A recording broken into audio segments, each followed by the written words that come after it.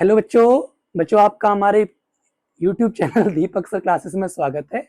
ठीक है बच्चों, आज की क्लास में एक्सरसाइज 8.1 क्वेश्चन नंबर 9 करेंगे। ठीक है, सुनो क्वेश्चन नंबर 9 एक बार रीड कर लो। क्वेश्चन नंबर 9 क्या कह रहा है कि ABC एक राइट ट्रायंगल है। राइट ट्रायंगल किस पर है? बी पर है। ठीक है, तो मैंने ये राइट ट्रायंगल बना लिया एट बी।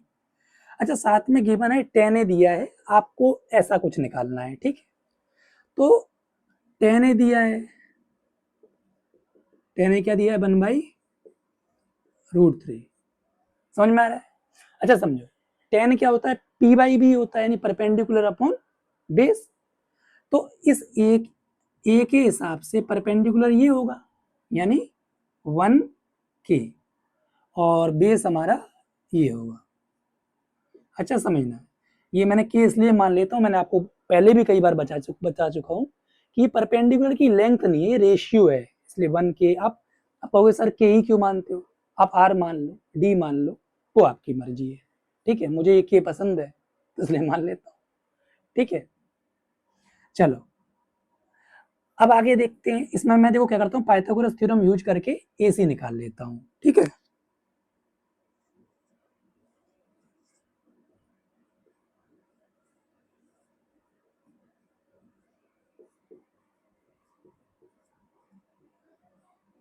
ठीक है, यूजिंग पाइथागोरस थ्योरम, तो AC square equal to AB square plus BC square. ठीक है, AB की जो लेंथ है √3K है। ठीक, अच्छा √3K ध्यान समझना, ये के रूट के अंदर नहीं है, ध्यान रखना। ठीक है, केवल √3 पे ही है रूट, मतलब 3 के ऊपर ही रूट है, सिंपल बोलो तो। BC आपका 1K या K भी लिख सकते हो, चलेगा। √3 का स्क्वायर क्या होता है? 3 होता है। कैसे होता है भाई? आपको पहले भी बता चुका हूँ, ये स्क्वायर से रूट कट जाता है। या ऐसे नहीं समझना चाहते हो तो √3 का ऐसे √3 इंटू √3 √9, और √9 किसका होता है? 3 का होता है। समझ में आ गई बात? तो ये 3K square plus K square add करोगे तो 4K स्क्वायर। क्लियर? अगर मैं AC निकालना है तो ये चीज किस में आ जाएगी? रूट में आ जाएगी। ये 4 2 का होता है और K स्क्वायर K का हो जाएगा, तो AC इक्वल टू क्या हो गया? 2K हो गया। समझ में आ रहा है? ठीक है, यानी AC की लेंथ जो आ गई, AC की लेंथ, दूसरा मार्कर कहाँ गया? AC की लेंथ हमारी 2K आ गई। ठीक है, देख लो इसको, मैं इसे इरेज करूंगा। ठीक है,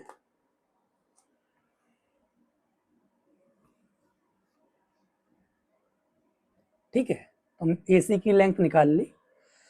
चलो पहले देखो, ध्यान समझना, जो इसमें आ रहे हैं फर्स्ट पार्ट में, साइन ए आ रहा है, कॉस ए आ रहा है, साइन सी आ रहा है। ठीक है, इनकी वैल्यूज को मैं निकाल लेता हूं, या चलो निकाल ही लेता हूं, पहले अलग से दिखा देता हूं। साइन ए P/H होगा, ए के हिसाब से परपेंडिकुलर ये हुआ, और H AC, यानी मैं डायरेक्ट लिख रहा हूं K/2K, यानी 1/2। समझ में आया?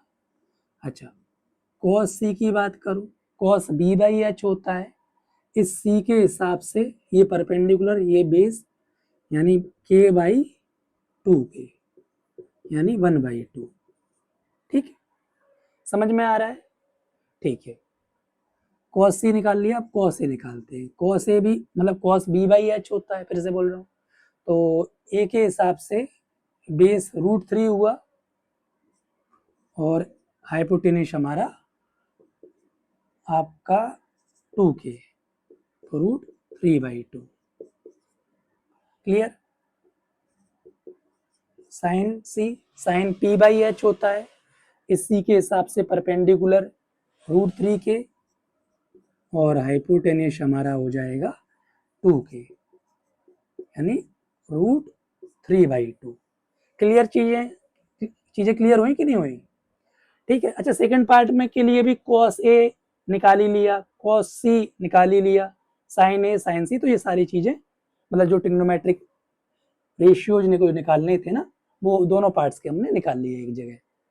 ठीक है, अब समझो, अब वैल्यू रखता हूं साइन ए 1/2, ठीक, ये डॉट का मतलब यहाँ पे इनटू है, cos सी 1/2, cos ए √3/2, साइन सी √3/2, ठीक, ठीक है, ठीक, ये 1/4 हो जाएगा इंटू होके √3 3 होता है और 2 2 जा 4, डेनोमीटर जब सेम होता है तो उसे हम एक बार लिखते हैं और ये दो ऐड हो जाएंगे, यानी फर्स्ट पार्ट का आंसर क्या हो गया, 1 हो गया, ठीक है। चलो अब इसे करते हैं, cos ए की वैल्यू √3/2, cos सी की वैल्यू 1/2, साइन ए की वैल्यू 1/2, साइन सी की वैल्यू √3/2, ठीक है। अब सुन, √3/4 हो जाएगा माइनस √3/4, 2 2 जा 4। बोर्ड मास का ध्यान रखना, गलती से इनको सब्ट्रैक्ट मत कर देना, पहले मल्टीप्लाई होगा, इन दोनों का मल्टीप्लाई ये रहा, इन दोनों का मल्टीप्लाई ये रहा, दोनों सेम चीज है तो आंसर 0 आ गया। क्लियर, ठीक है, समझ में आ रहा है, देख लो फिर हम आगे बढ़ते हैं।